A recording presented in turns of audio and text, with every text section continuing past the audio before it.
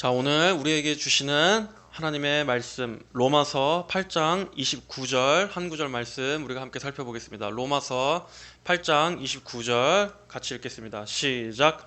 하나님께서 미리 아신 자들을 그 아들의 형상을 본받게 하기 위하여 또한 미리 정하셨으니 이는 그 아들이 많은 형제 가운데 맏아들이 되게 하시려는 것이다. 아멘. 자, 우리가 오늘 읽은 본문 바로 앞절인 이 로마서 8장 28절에서는 이렇게 말씀합니다. 하나님을 사랑하는 자, 곧 그분의 뜻대로 부르심을 받은 자들에게는 모든 것이 합력하여 선을 이룬다. 자, 우리는 지난 시간 예전에 로마서 말씀을 다룰 때 이 말씀을 살펴본 적이 있습니다. 이 말씀의 뜻은 무엇입니까?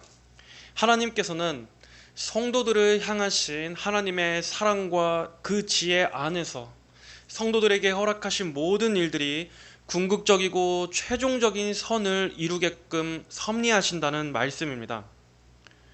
성도에게 허락하신 그 모든 일들이 그 선이라는 한 가지 목표를 향하여 가게 하고 그 모든 일들이 그 선에 기여하게 하신다는 말씀입니다. 자, 그렇다면 여기서 말씀하는 선이란 무엇입니까? 바로 성도들의 구원입니다.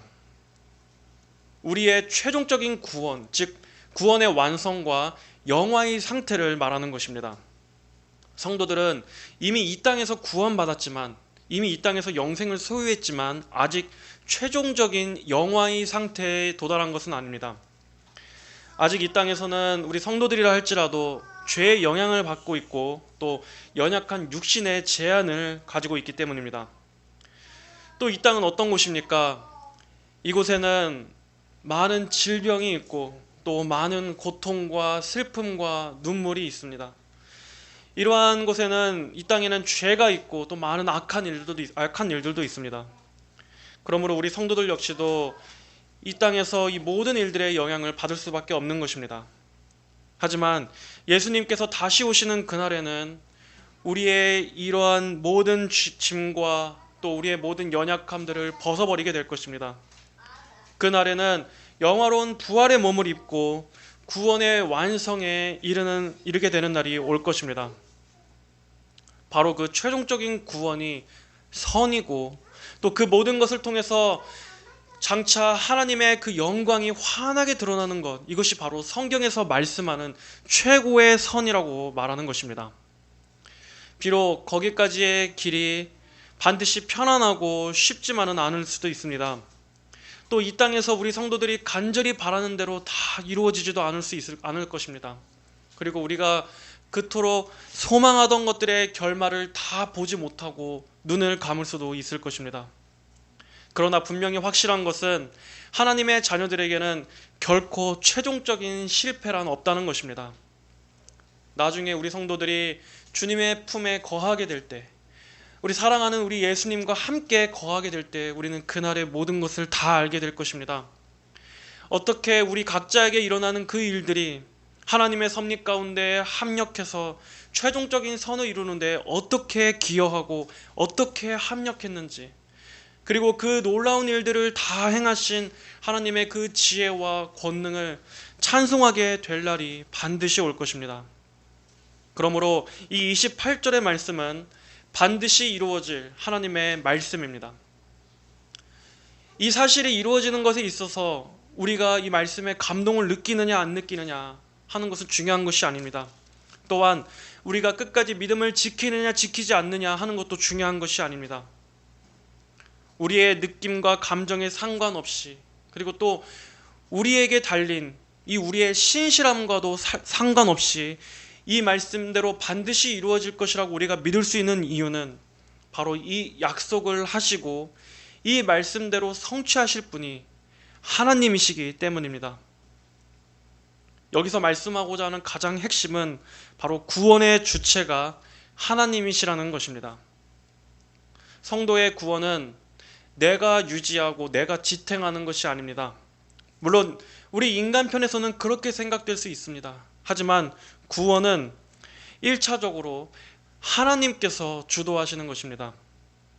하나님께서 우리 성도들을 그분의 손으로 강력하게 붙잡아 주시고 은혜로 이끌어 가시는 것이기 때문에 우리는 그 하나님의 신실하심으로 인해서 우리가 구원을 기뻐하고 안전함을 누릴 수 있는 것입니다. 더 나아가 구원의 가장 우선된 기초, 가장 먼저 된 기초는 무엇입니까? 바로 우리의 구원은 하나님의 영원전 작정과 하나님의 예정에 있다는 것을 우리는 기억해야 합니다. 이것이야말로 구원의 가장 첫 번째 원인이라고 말할 수 있습니다. 하나님께서 우리를 구원해 주신 것은 단순히 이 땅에서 우연히 벌어진 사건에 의해서가 아닙니다.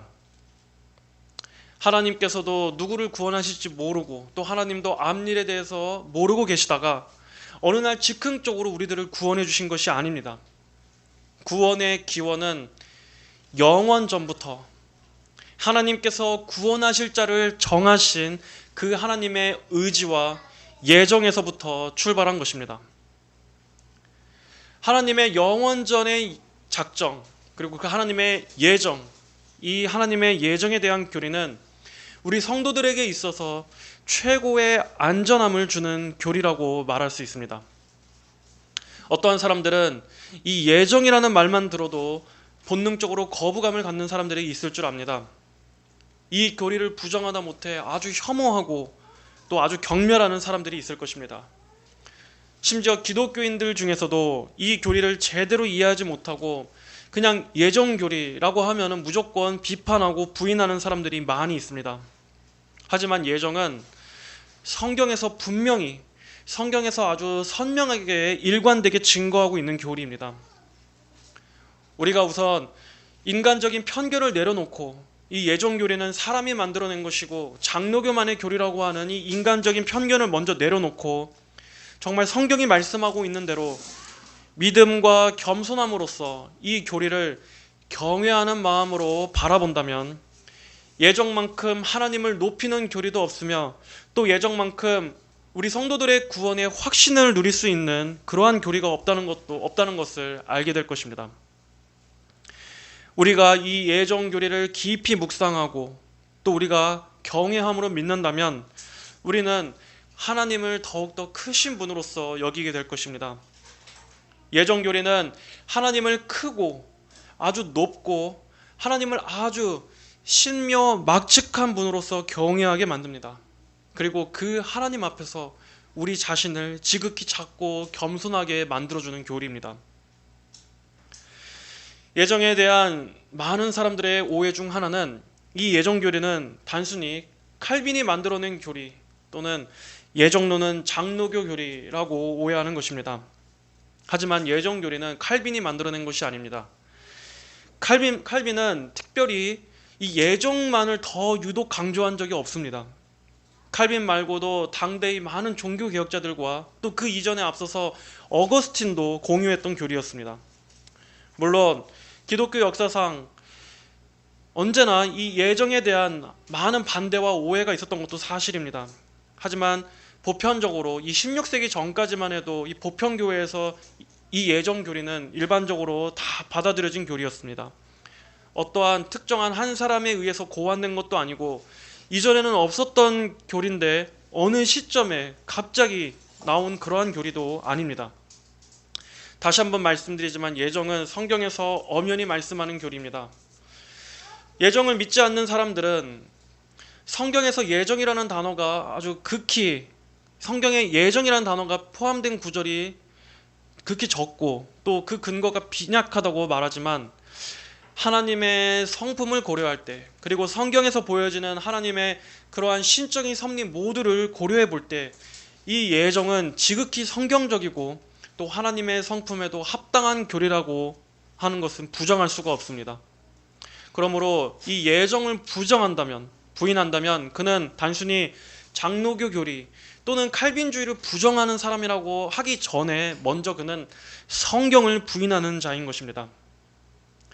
예정을 말하는 것은 단순히 장로교 교리를 말하는 것이 아닙니다. 성경에서 분명히 증거하는 것을 말하는 것입니다. 바로 성경을 말씀하는 것입니다. 성경에서 보여지는 하나님을 있는 그대로 증거하는 것입니다.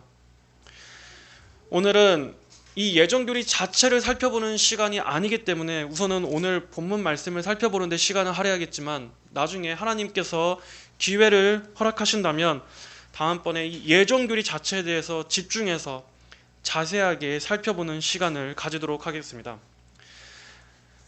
하지만 그럼에도 오늘 성경 본문에서도 분명히 말씀하고 있습니다. 29절을 다시 한번 보겠습니다. 하나님께서 미리 아신 자들을 그 아들의 형상을 본받게 하기 위하여 또한 미리 정하셨으니. 자, 여러분, 이 말씀을 한번 정직하게 우리가 읽어본다면 우리는 여기서 하나님의 절대 주권을 인정할 수밖에 없습니다. 하나님께서는 어떠한 의도를 가지시고 어떠한 목적을 가지시고 하나님께서 계획하신 바를 행하시고 반드시 그렇게 이루시는 분임을 우리는 볼 수가 있습니다. 이 말씀들 어디에서도 불명확함이란 없습니다. 애매모호한 것이 없다는 것입니다. 여기에 나오는 하나님은 어떤 분으로 나옵니까? 앞으로 일어날 일에 대해서 어떠한 의지도 갖고 있지 않으시고 어떠한 주권도 없으시고 그저 어떤 일이 생길 때마다 허둥지둥 되시는 그러한 하나님으로 보여지십니까?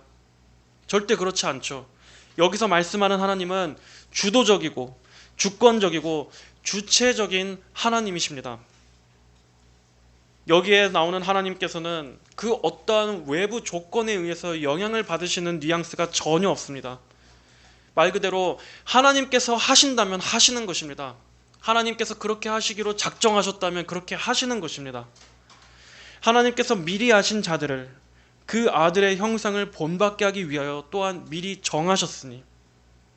자, 그렇다면 여기서 미리 아셨다, 또 미리 정하셨다 할 때 이 아시고 정하신 시점은 언제입니까? 언제 아시고 언제 정하셨다는 말씀입니까?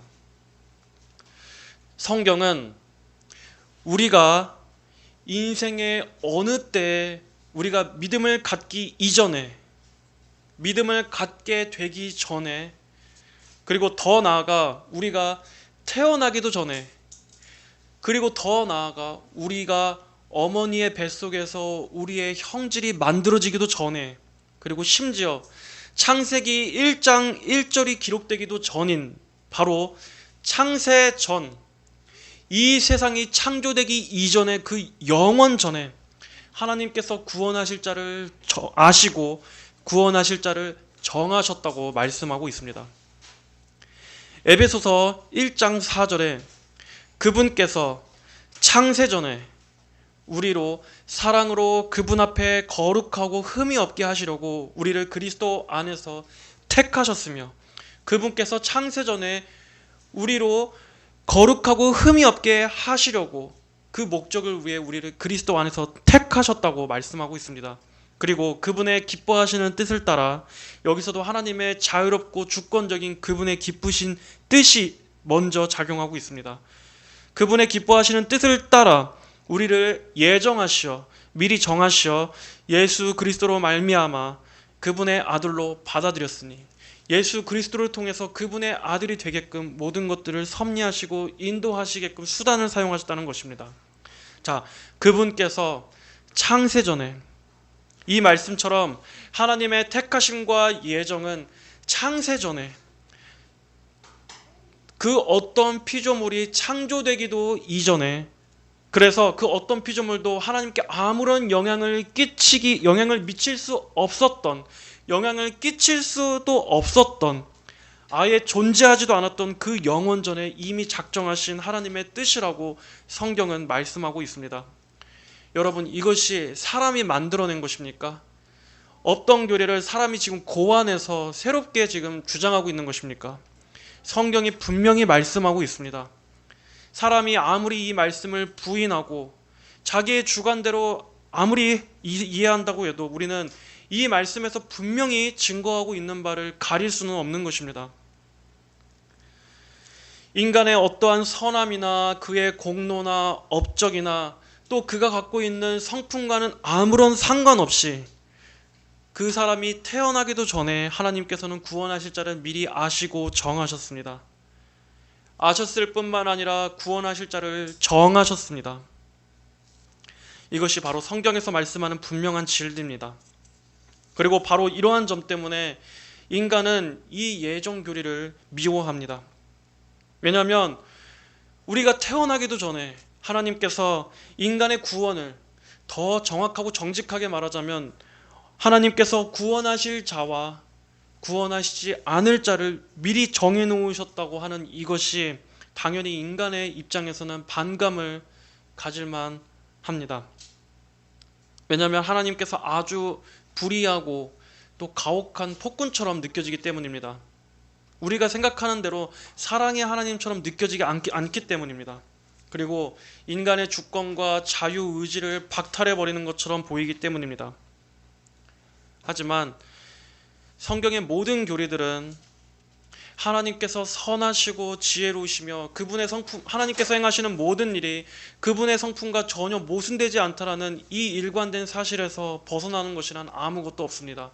그리고 성경에 나오는 모든 교리들은, 성경이 말씀하는 모든 진리는 하나님이 영광스러운 분이시다라는 것을 일관되게 증거하고 있습니다.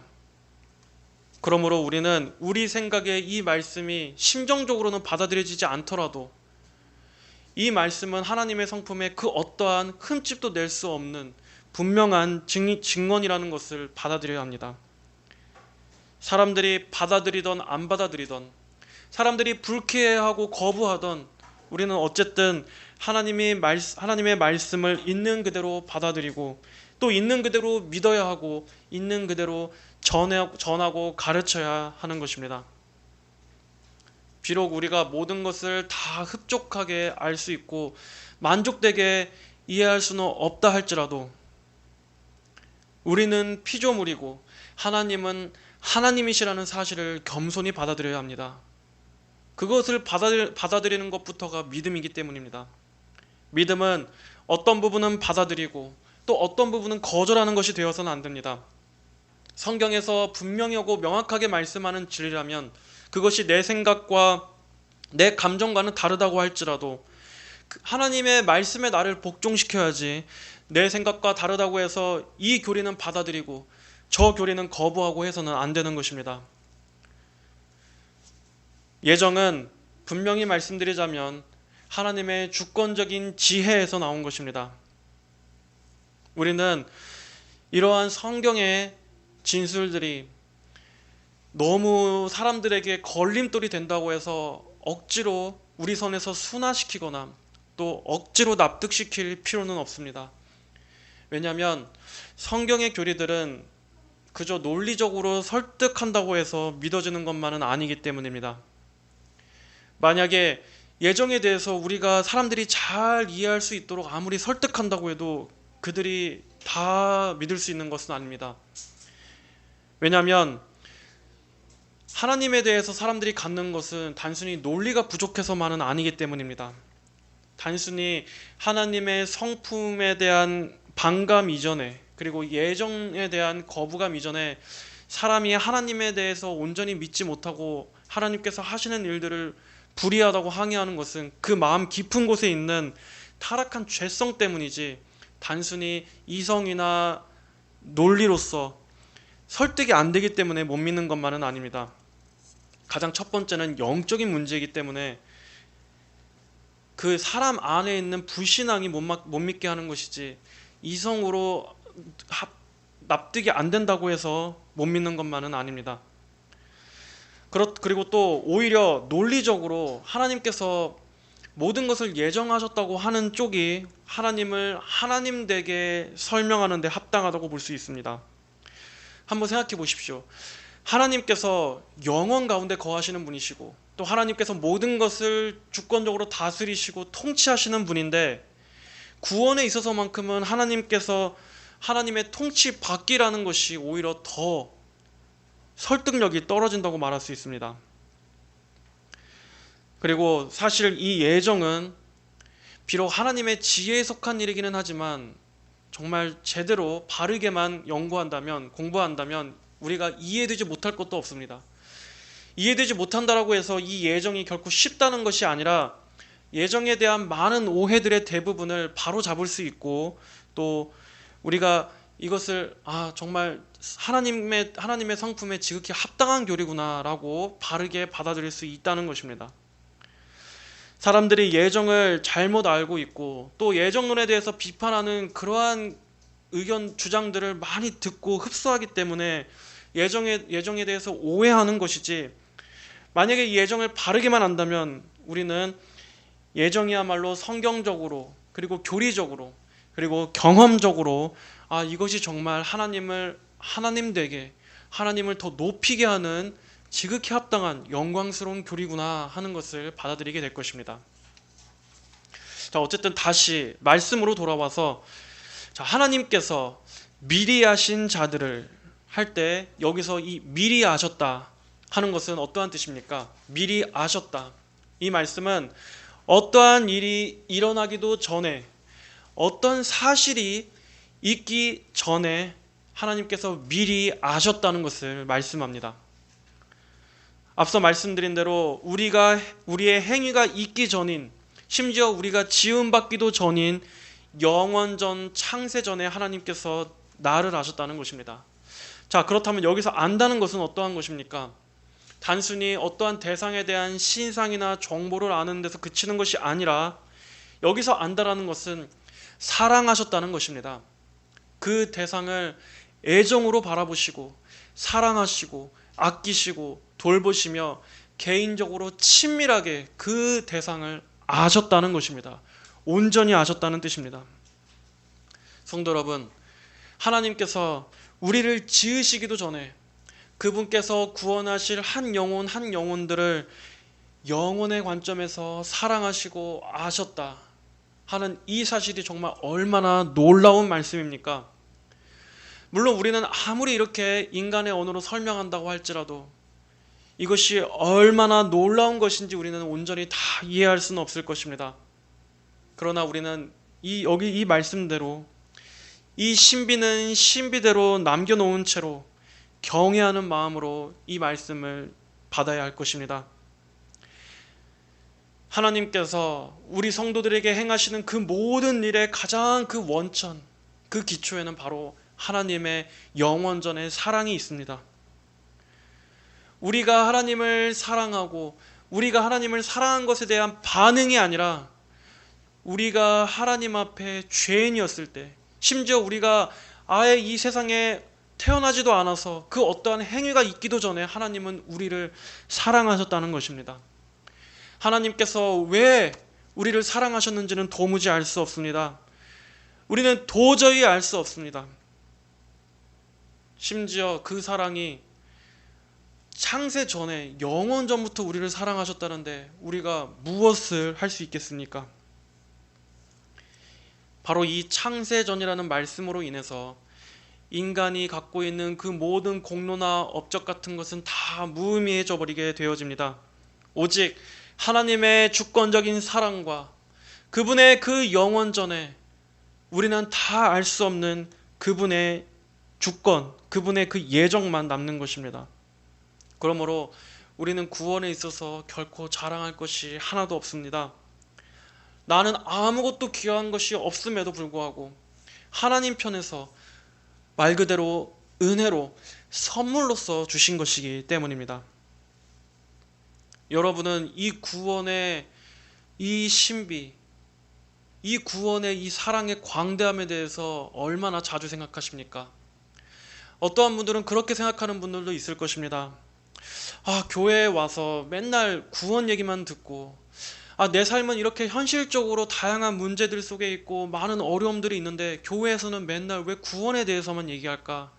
왜 이렇게 이 현실에 적실성이 없는 그 구원에 대한 뜬구를 잡는 얘기만 할까 하는 분들도 분명히 있을 것입니다. 뭔가 이 구원하면은 실제적으로 별로 도움이 되지 않는다라고 생각되기 때문일 것입니다. 그래, 구원은 이미 내가 구원받았고 나는 오늘을 사는 위로가 필요합니다. 당장 오늘을 살아가는 어떤 팁이 필요합니다. 그것을 말해 주십시오 라는 분들도 있을 것입니다. 물론 오늘날에는 교회에서 구원에 대한 얘기보다도 맨날 이 세속적인 얘기를 하는 것이 대부분들이긴 하지만 하지만 여러분, 교회는 그럼에도 구원에 대해서 많이 말해야 합니다. 항상 이 구원의 하나님을 가장 높이고 이 하나님의 영광스러운 구원에 대해서 드높여야 합니다. 왜냐하면 하나님께서는 구원을 통해서 하나님의 권능을 가장 크게 드러내셨기 때문입니다. 하나님께서 얼마나 전능하신 분이신지가 바로 이 구원에서 가장 많이 드러납니다. 구원은 하나님께서 얼마나 크신 분인지, 그리고 하나님께서 얼마나 그 크고 영원하신 사랑으로 우리를 대해 주셨는지를 알게 되는 것입니다. 그리고 우리는 바로 그것을 바라볼 때 그 영원전의 그 사랑과 영원전의 하나님의 그 견고한 예정을 우리가 바라볼 때 우리에게 닥친 이 현실의 어려움도 이겨낼 수 있는 믿음을 공급받는 것입니다. 그러므로 성도 여러분, 하나님의 이 구원을 많이 생각하십시오. 구원은 결코 뜬구름 잡는 얘기가 아닙니다. 우리의 구원이 하나님의 그 창세 전부터 시작되었다는 것을 많이 생각하십시오. 구원에 대한 바른 교리를 다루고 있는 책들도 보시면서 구원에 대한 것들을 더 풍성하게 지식을 쌓으시기를 바랍니다. 죽음 이후의 내세뿐만 아니라 지금 이 현세에서도 여러분이 겪고 있는 많은 어려움들을 이겨낼 수 있게 하는 것은 바로 하나님께서 여러분을 어떻게 사랑하셨는가, 하나님께서 여러분을 어떻게 구원하셨는가 하는 것을 생각할 때 하나님에 대한 사랑과 믿음이 샘솟는 것입니다. 하나님께서 우리의 행위 이전에 우리를 영원 전부터 사랑하셨다면 하나님께서 확실한 것은 그분의 자녀들을 버리실 일이 결코 없다는 것입니다. 그리고 우리의 영원한 안정과 생명은 하나님 안에, 그분의 마음 안에 확실히 보장되어 있는 것입니다. 우리가 하나님의 그 영원한 그 사랑 가운데 그분의 손 안에서 돌보심을 받고 있다라는 이 사실, 이것만큼 우리의 믿음을 더 견고하게 해주고 이 땅에서의 우리가 참으로 의미 있는 존재라는 것을 알게 해주는 교리가 어디 있습니까? 자, 그런데 어떤 학자들은 여기서 미리 아셨다 하는 것을 이렇게 해석하는 사람들도 있었습니다. 예를 들면 어떤 사람이 그 전까지는 불신자로 살다가 그가 어느 날에 복음을 듣고서 그가 예수님을 믿겠다고 반응하게 될 것을, 바로 그것을 하나님께서 미리 아셨기 때문에, 그가 그렇게 반응할 것이기 때문에 그를 구원하셨다는 것입니다. 여러분, 이게 미묘한 차이가 무엇인지 아십니까?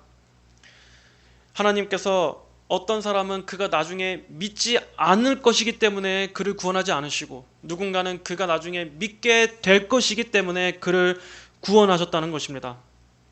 하지만 그것은 잘못된 해석입니다. 여기서 하나님께서 미리 아셨다라는 것은 그가 나중에 어떻게 반응할지를 아시고 구원하신 것이 아닙니다. 만약 인간이 후에, 사람 편에서 후에 어떠한 시점에 그가 하나님을 믿게 될 것을 하나님께서 아셨기 때문에 구원하신다면 그 말은 결론적으로 무슨 뜻이냐면 하나님의 결정이 인간의 반응과 행위에 종속됐다라는 것을 말하는 것입니다. 구원의 근거가 하나님의 영원 전부터 출발한 것이 아니라 인간의 행위와 반응에 따라 거기에 영향을 받아서 하나님께서 결정하신 것이 되고 맙니다. 하지만 그렇지 않습니다. 구원은 하나님의 무조건적인 은혜이자 하나님의 택하심의 결과입니다. 사람이 믿을 것을 아시고 하나님께서 구원하신 것이 아니라 하나님께서 미리 정하신 자가 나중에 믿음을 갖게 되는 것입니다. 이 차이가 여러분 이해가 되십니까? 사람은 구원에 있어서 하나님께 아무런 영향을 미칠 수 없습니다. 인간의 반응과 행위가 하나님의 결정에 그 어떤 영향도 미칠 수 없다는 것입니다. 예를 들면 우리 사람들은 무언가를 결정할 때 있어서 어떤 외부의 조건이나 상황이나 환경을 고려할 수밖에 없습니다. 하지만 하나님께는 그런 것이 필요가 없습니다. 왜냐하면 하나님께서는 만물이 존재하기도 전에 그 모든 것을 있는 그대로 그 본질을 다 알고 계시기 때문입니다. 모든 것은 하나님의 계획과 마음속에 있던 것입니다. 그러므로 하나님께서 작정하시고 예정하시는 데 있어서 하나님의 결정에 영향을 미칠 만한 그 어떠한 것도 없습니다. 왜냐하면 하나님께서 자유롭게 결정하실 수 있는 것은 하나님은 어떠한 방식으로도 피조물에 의존하시지 않기 때문입니다. 피조물의 영향을 받고 하나님의 결정에 영향을 미칠 만한 그러한 어떤 피조물도 없다는 것입니다. 하나님은 모든 것을 하나님의 기쁘신 뜻대로 하나님의 주권에 의해 결정하십니다. 그러므로 구원 역시도 마찬가지입니다. 우리가 구원받은 것은 어느 때에 내가 믿었기 때문에 나를 구원해 주신 것이 아니라 하나님께서 영원전부터 나를 아시고 구원하시기로 정하셨기 때문에 내가 인생의 어느 때, 어느 시점에 믿음을 갖게 된 것입니다. 내가 어떻게 했기 때문에가 아닙니다. 또 앞으로 어떻게 할 것이기 때문도 아닙니다. 하나님께서 그렇게 되도록 정하셨기 때문입니다. 이렇게 우리는 항상 하나님의 택하심, 또 하나님의 예정, 하나님의 성품에서부터 출발해야 합니다. 항상 하나님으로부터 출발해야 하는 것입니다. 바로 그것이 성경에서 말씀하는 그 하나님에 대한 바른 관점입니다. 자, 그렇다면 하나님께서 미리 아신 자들, 미리 사랑하신 자들을 구원하신 이유는 무엇입니까? 이어서 말씀은 그 아들의 형상을 본받게 하기 위하여라고 말씀하고 있습니다. 자, 여기서 그 아들은 바로 예수 그리스도이십니다. 그리고 그 형상을 본받다 하는 것은 그를 닮아가게 되어간다라는 뜻입니다. 바로 이 아들의 형상, 성도들이 바로 예수 그리스도를 닮아가도록 하기 위해서, 이 목적을 위해 하나님께서는 우리를 영원전부터 구원하시기로 작정하셨습니다. 하나님께서는 독생자와 나누셨던 그 사랑처럼 그 아들을 통해 하나님 안으로 들어온 모든 하나님의 자녀들 역시도 하나님의 그 사랑의 관계를 누리도록 하시기를 원하셨습니다.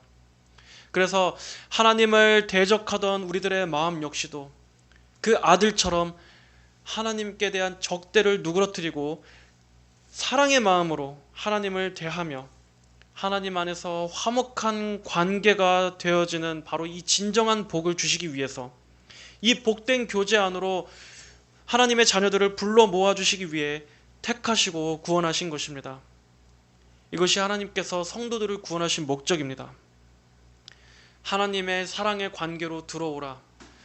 나와 아들과의 관계처럼 너희 역시도 이 아들 안에서 내 안으로 들어와 이 사랑의 복된 교제를 누리라 하는 것입니다.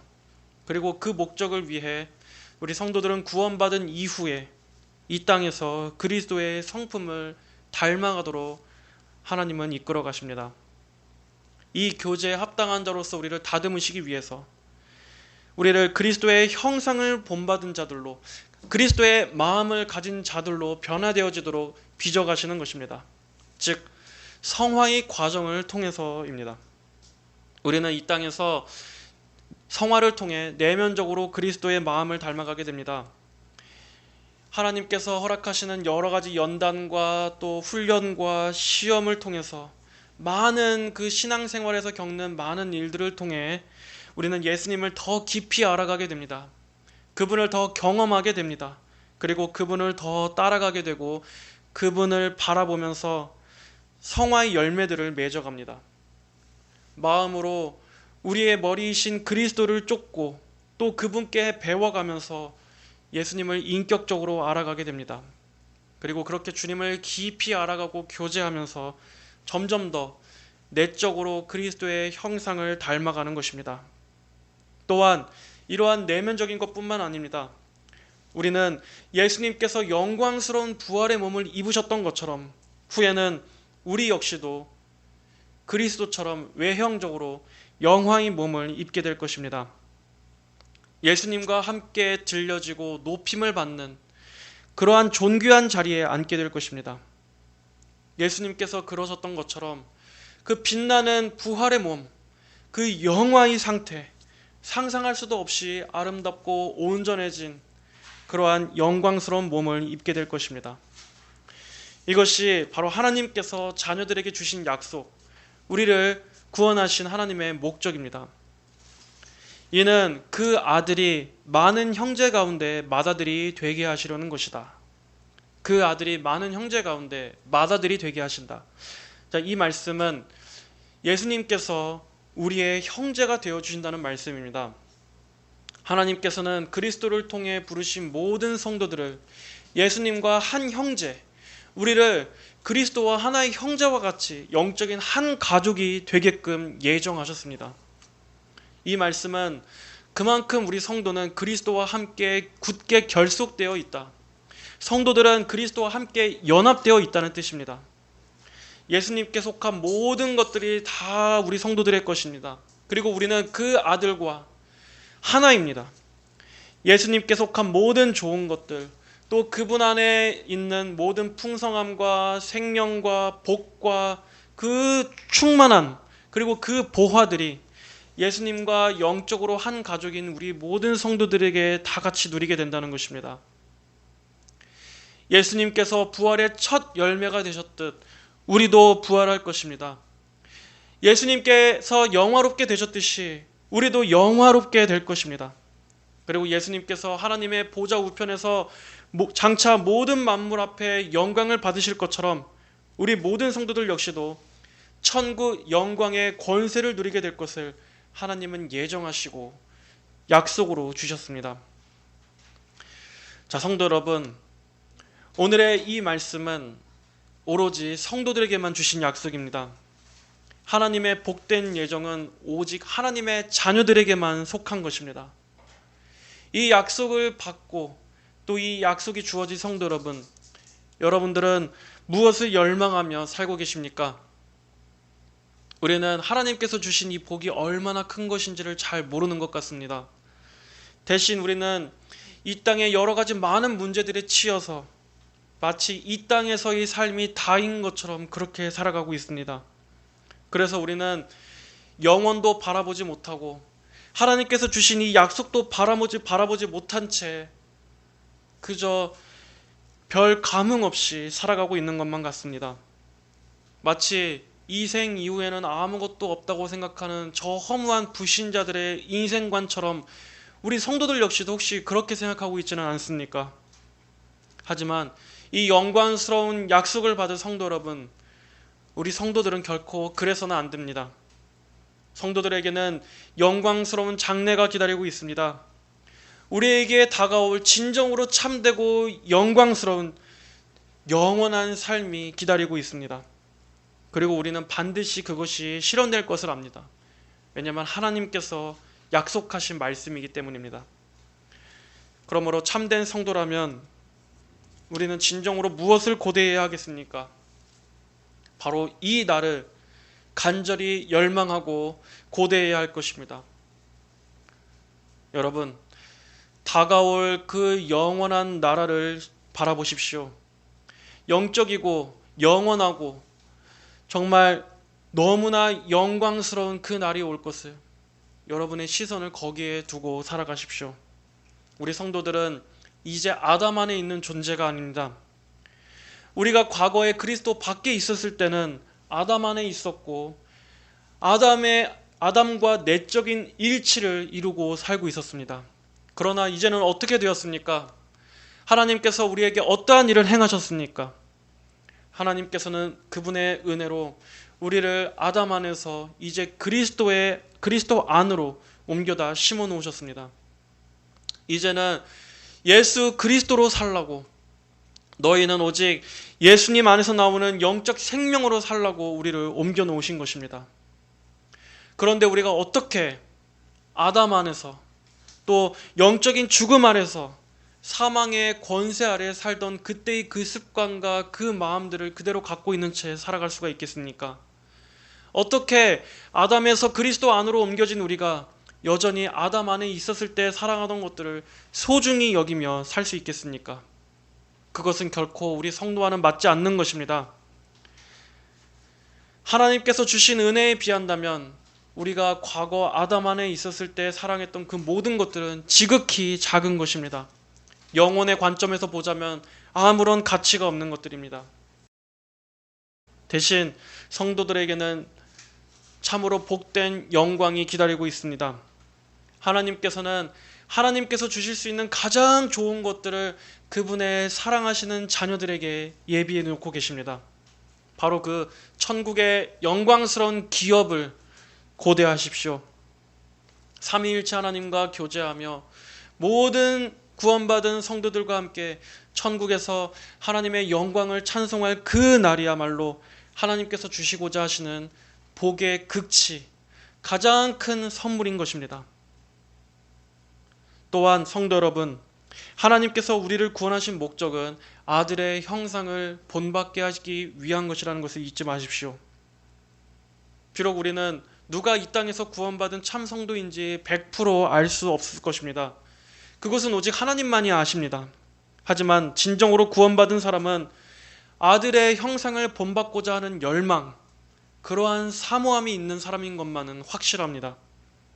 나는 과연 아들의 형상을 본받고 있는지, 내 안에서 그 아들의 형상을 닮아가는 것이 있는지 우리 자신을 살펴보기를 원합니다. 우리가 그리스도를 닮아간다면 그리스도의 마음이 우리 안에서 날마다 자라가야 마땅합니다. 형상을 본받는다는 것은 단순히 외적인 모양을 담는 것을 넘어서서 바로 그 대상과 내적인 일치를 이루는 것입니다. 우리는 예수님께서 기뻐하시는 것을 나도 기뻐하고 또 예수님께서 미워하시는 것을 나 역시도 미워해야 합니다. 바로 그분을 본받고 그분의 마음과 일치되는 것이 성도고 또 그렇게 되도록 예정하신 것이 하나님의 목적입니다. 우리는 예수님께서 성부를 사랑하셨던 것처럼 우리 역시도 성부 하나님을 사랑하고 또 예수님께서 아버지의 뜻에 전적으로 순종하셨던 것처럼 우리 역시도 하나님의 뜻에 전적으로 순종해야 할 것입니다. 아들이신 예수님께서 성부 아버지의 모든 뜻에 절대적으로 복종하시고 그분의 선하심에 자신을 의탁하셨던 것처럼 우리 역시도 하나님께 우리의 모든 처우를 전적으로 의탁하고 하나님을 신뢰함으로써 순종해야 할 것입니다.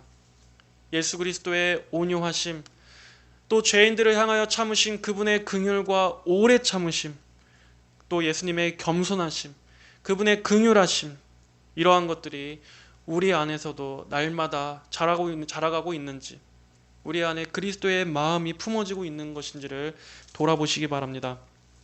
내가 얼마나 그리스도를 바라보며 살고 있는가, 또 얼마나 바라보는 그 그리스도를 닮아가고 있는가, 그리고 여기에 있어서 얼마나 진보가 있는지, 어떠한 열매가 있는지, 이것이야말로 이 땅을 살아가는 우리 성도들이 가장 주된 관심사가 되어야 할 줄로 믿습니다. 바로 이러한 성화의 열매, 성령의 열매를 맺도록 힘쓰시기 바랍니다. 자, 이제 말씀을 맺습니다. 성도 여러분, 하나님께서는 오늘도 한치의 오차가 없이 하나님께서 계획하신 그 모든 뜻대로 이 세상을 이끌어가고 계십니다. 역사의 주관자이시고 모든 인생들을 섭리하시는 그 섭리자, 그 주체는 하나님께 속해 있습니다. 그러므로 우리는 모든 것을 그분의 자유롭고 기쁘신 뜻대로 이끌어 가시는 하나님의 그 계획 가운데 안심하고 신뢰할 수 있습니다. 하나님의 뜻만이 홀로 완전히 서게 될 것입니다. 하나님의 영원전의 예정, 바로 거기에 우리의 모든 안전과 승리의 기초가 있다는 사실을 기억하십시오. 하나님의 작정이 불변하시고 또 반드시 이루어지리라는 이 사실은 두 가지 면에 있어서 우리에게 위로를 줍니다. 하나는 만사가 우리의 예상과 기대와는 반대로 되어가는 것처럼 보인다 할지라도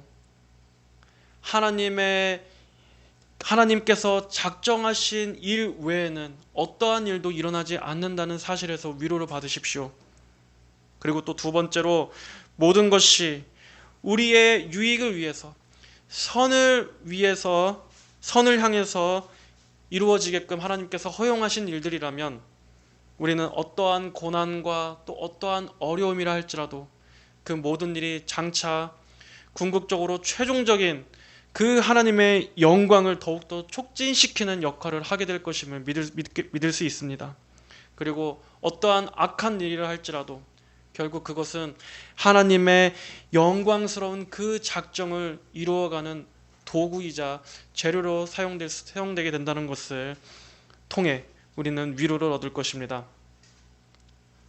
하나님의 허락이 없이 일어나는 일은 단 한 가지도 없습니다. 그리고 하나님은 모든 것을 그분의 영광을 위해, 하나님의 그 최고 선을 위해 모든 것이 다 거기에 기여하게끔 이끌어 가실 것입니다. 성도들은 하나님께서 미리 아신 자들입니다. 즉 하나님께서 미리 사랑하신 자들이라는 것입니다. 하나님은 우리를 영원전부터 사랑하셨고 오늘도 우리는 하나님의 사랑을 입고 있고 앞으로도 항상 어떠한 상황 가운데에서도 하나님의 사랑으로 돌보심을 받는 그분의 보호하심을 입는 신분이라는 것을 잊지 마십시오. 이렇게 성도는 하나님의 영원한 예정 가운데 있는 존귀한 신분이라는 것을 잊지 마시고 하나님께서 우리를 구원해 주신 그 목적에 오늘도 충실한 삶을 살아가시기 바랍니다. 성도 여러분들 안에서 날마다 그리스도의 형상을 닮아가고 자라가게 되는 그러한 귀한 진보가 있게 되시기를 주님의 이름으로 축복합니다. 다 함께 기도하겠습니다. 하나님 아버지 감사합니다. 오늘은 하나님께서 영원전에 우리를 미리 아시고 사랑하시고 또 우리를 그 아들의 형상을 본받게 하기 위하여 미리 정하셨다는 그 귀한 말씀을 살펴보았습니다. 아버지 우리에게 베풀어 주신 이 놀라운 구원이 얼마나 그 하나님의 영원하신 그 예정 가운데 기초하고 있는 것인지를 우리가 더 깊이 알기를 원합니다. 그 사실을 우리가 바라볼 때 우리는 현재 이 세상에서 일어나는 그 어떠한 일에도 요동하지 않고 하나님 안에서 참된 위로와 평강을 누릴 수 있음을 믿습니다. 하나님, 우리가 하나님의 그 광대하심을 더 많이 묵상하게 하여 주시옵소서. 그리고 하나님께서 우리를 구원하신 그 구원이 얼마나 견고한지도 더 깊이 깨달아 알게 하옵소서. 그리하여 정말 하나님께서 주신 이 놀라운 이 은혜를 우리가 바라볼 때 이 세상에 헛되고 일시적인 그러한 잠깐의 그러한 영광에 눈이 멀지 않을 수 있을 것입니다. 우리를 구원해 주신 하나님께 감사드리며 우리 모든 성도들 날마다 이 구원의 기쁨과 이 신비와 이 영광과 이 광대함에 우리 마음이 사로잡힐 수 있도록 인도하여 주옵소서. 감사드리며 살아계신 우리 주 예수님의 이름으로 기도하였습니다. 아멘.